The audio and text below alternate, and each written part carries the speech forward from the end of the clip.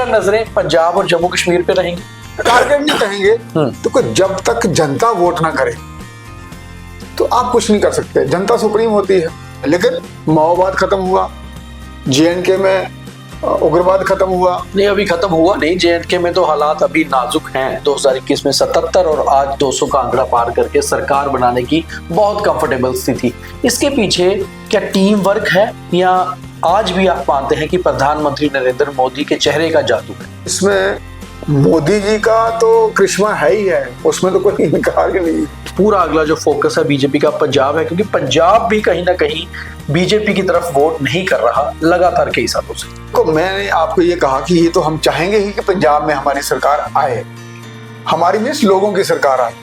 तो वो आने के लिए हमें काम तो करना पड़ेगा। फाइनली वेस्ट बंगाल में बीजेपी आई और दीदी गई। बीजेपी 200 पार हुई और अब पहली बार वेस्ट बंगाल में कमल खिला और बीजेपी की सरकार बनी। ऐसे ही पुडुचेरी हो या असम हो, बीजेपी के बड़ी जीत। तमिलनाडु में एक नया चेहरा उभरा और कांग्रेस ने अपना परचम केरला में लहराया। मगर सबकी नजरें थी वेस्ट बंगाल पर कि आखिर बंगाल में क्या होगा। बंगाल जीतने के बाद अब बीजेपी किस तरफ रुख करेगी? क्या रुख पंजाब होते हुए जम्मू कश्मीर का होगा? ये भी बहुत बड़ा सवाल है। मेरे साथ बीजेपी के वरिष्ठ नेता और फॉर्मर मेयर राजेंद्र शर्मा है। राजेंद्र जी, पहले तो बहुत बधाई आपको, आपने फाइनली बंगाल जीत लिया है और आज आप अपने जो ड्रेस है वो भी ऑलमोस्ट लग रहे हैं कि बंगाल से सीधे आ रहे हैं। और अब क्या नजरें पंजाब और जम्मू कश्मीर पे रहेंगी? देखिए, बंगाल हमने जीता नहीं है, बंगाल के लोगों का विश्वास मत हासिल किया है और ये बड़ा जरूरी था, खासकर राष्ट्रवाद के लिए।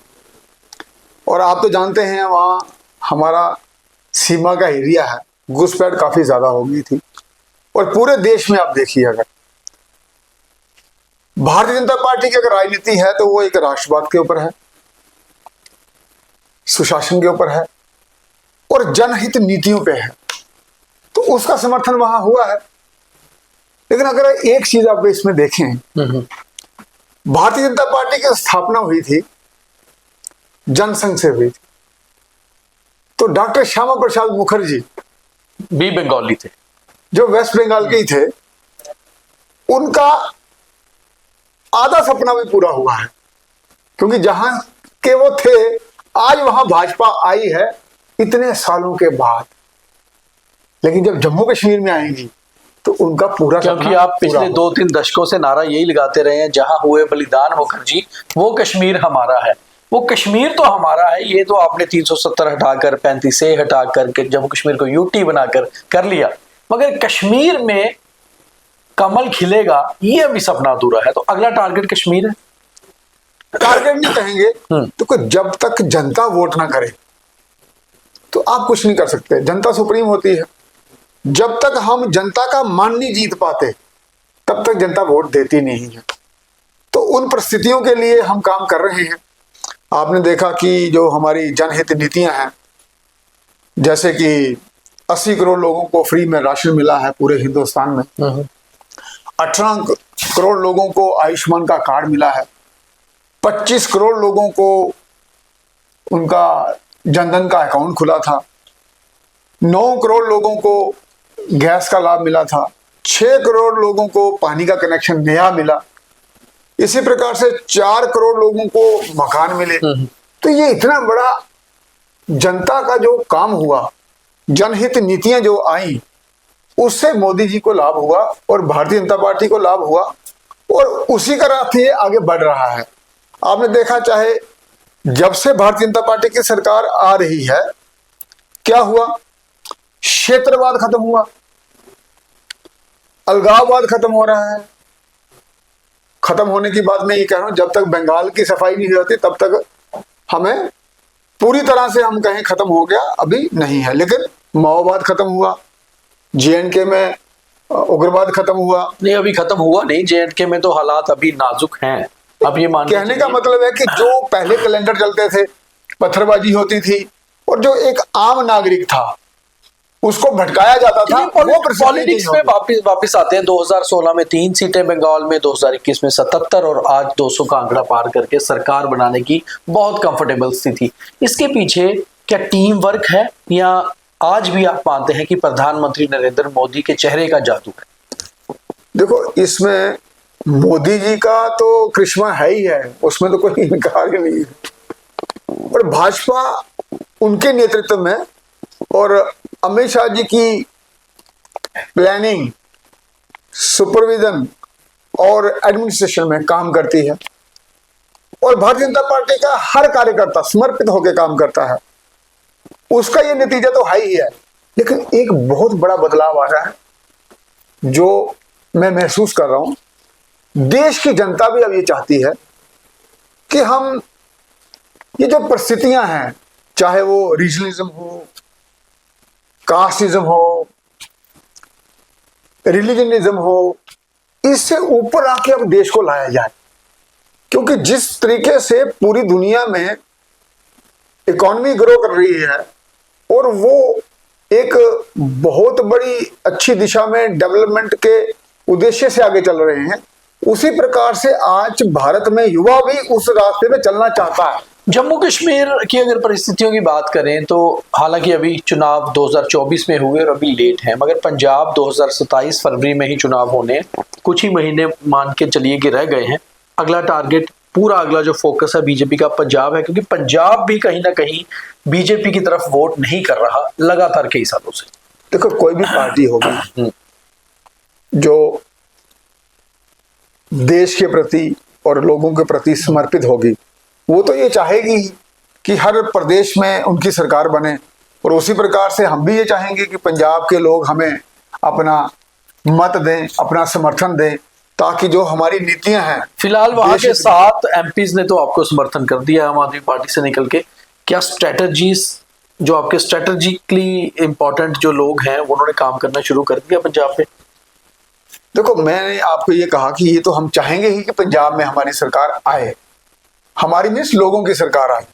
तो वो आने के लिए हमें काम तो करना पड़ेगा, चाहे वो मैनेजमेंट हो, चाहे लोगों का मन जीतना हो, चाहे वो जनहित की नीतियां हो, और चाहे वो पॉलिटिकल स्ट्रेटेजाइजेशन हो। तो हर तरीके का काम चलता है। ऐसे में जम्मू कश्मीर में भी, जम्मू कश्मीर की सरकार को क्या एक खतरा हो सकता है कि हो सकता है स्थिति मिड टर्म पोल वाली आ जाए और कुछ ऐसा बीजेपी यहां भी मैनेज करे? देखो, खतरा तब तक किसी को नहीं होता जब तक वो काम करता है। जब वो काम नहीं करता है तो जनता ही उसके लिए खतरा बन जाती है। आपको लगता है उमर अब्दुल्ला सरकार सही काम कर रही है? अभी तक तो अप टू मार्क वो नहीं आए हैं, क्योंकि जो उन्होंने वादे किए थे उस पर काम नहीं हुआ है, युवाओं को रोजगार नहीं मिल रहा है, और कोई होप नहीं दिख रही सरकार में। तो वो होप दिखना जरूरी है, क्योंकि मैंने भी ग्रेजुएशन में पढ़ा था, होप सस्टेन्स लाइफ। तो होप ही नहीं रहेगी तो लाइफ कहां से सस्टेन करेगी? तो उमर साहब के अभी कुछ वो दूसरे मोड में चल रहे हैं, अभी वो उस वाले मोड में आए नहीं हैं। तो मैं चाहूंगा कि जितना उनके पास एक्सपीरियंस है और जितना उनको एक्सपोजर है, उसका उनको लाभ लेना चाहिए, और सेंटर की नीतियों पे चलते हुए यहाँ लोगों को फायदा हो, यहाँ की परिस्थितियां बदलें, यहाँ की इकोनॉमी बदले, यहाँ के लोगों को रोजगार मिले। तो ये सब प्लान करना पड़ता है वार फुट पे। तो मैं तो ये भी उनको सजेस्ट करूंगा कि उनको एक ऑल पार्टी कमेटी बनानी चाहिए, जिसमें जब काम लोगों का करना है तो सबको साथ में लेके चलना चाहिए। तो बाकी जनता डिसाइड करेगी किसने क्या काम किया है, वो तो इलेक्शन की बात हुई। लेकिन as a chief minister he must change his mind and work unitedly and collectively with all the parties. That will give a new dimension and new approach to the Indian politics. Rajendra ji, आप भी हाल ही में दिल्ली गए थे, आपके प्रदेश अध्यक्ष सत शर्मा भी गए थे और कुछ सीनियर लीडर्स, जब आपकी नितिन नवीन जो पार्टी के अध्यक्ष हैं उनसे मुलाकात हुई थी, और अब रिजल्ट आ गए हैं। अब उम्मीद है कि शायद अगले बहुत चंद दिनों में ही नितिन नवीन अपनी नई टीम घोषित करने वाले हैं। जम्मू कश्मीर से कुछ जो नाम चल रहे हैं उसमें आपका भी नाम एक है।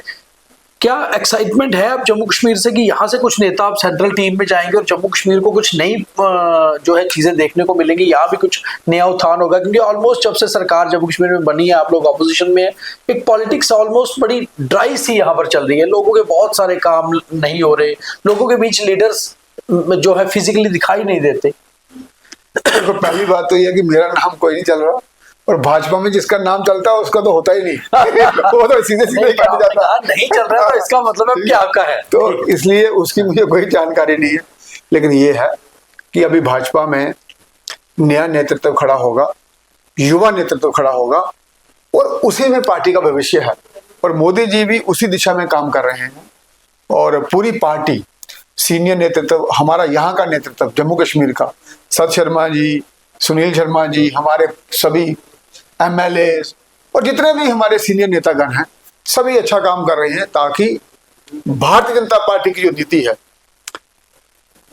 राष्ट्रवाद, जनहित नीतियां और सुशासन, उस पे काम हो। अजिंदर जी, आखिरी सवाल है। कुछ दिन पहले ही अमित शाह लद्दाख पहुंचे थे, लद्दाख को 5 नए जिले भी मिले हैं। बहुत उम्मीद जम्मू कश्मीर के लोगों को ये जग रही है कि यहाँ पर भी बहुत सारी मांगे हैं, जैसे जम्मू में कुछ एक्स्ट्रा जिले बने, डोडा में एक एक्स्ट्रा जिला निकले, तो क्योंकि जम्मू कश्मीर भी यूटी है और सीधे गृह मंत्रालय के तहत है, तो क्या अमित शाह जी की नजर अब जम्मू कश्मीर पे है कि जम्मू कश्मीर को वाकई जो नया जम्मू कश्मीर बनाने का वादा किया था उसमें कुछ करना बाकी है? देखो, अमित शाह जी के मन में, दिल में, हृदय में जम्मू कश्मीर बसता है। आपने देखा होगा जब 370 की बात आई थी तो उन्होंने पार्लियामेंट में क्या कहा था, जान दे देंगे, जम्मू कश्मीर हमारा है और हम इसके लिए क्यों नहीं बोलेंगे। तो जम्मू कश्मीर में तो उनकी नजर है ही है, उनकी दिल की धड़कन है। पूरे भारतवर्ष का जम्मू कश्मीर दिल की धड़कन है, लेकिन पूरे भारतवर्ष में उन्होंने अपनी कार्यकुशलता से और अपनी क्षमता से, अपनी मैनेजमेंट से, ये जो जितना हमारा कारवां बना है इस पे उनका बहुत योगदान है। तो आगे भी उनका नेतृत्व मिलता रहे और भारतीय जनता पार्टी मोदी जी के नेतृत्व में आगे बढ़ती रहे, हम सब तो यही कामना करते हैं। धन्यवाद। बंगाल में बीजेपी की सरकार बन गई है, उसके लिए रणनीतिकार हमेशा की तरह गृह मंत्री अमित शाह को माना जा रहा है। अगर अमित शाह की नजर अब जम्मू कश्मीर पे है तो यहाँ भी कुछ नया होगा, कुछ बड़ा होगा, ऐसी उम्मीद हो सकती है। खैर, ये तो आने वाला समय ही बताएगा। बहुत धन्यवाद।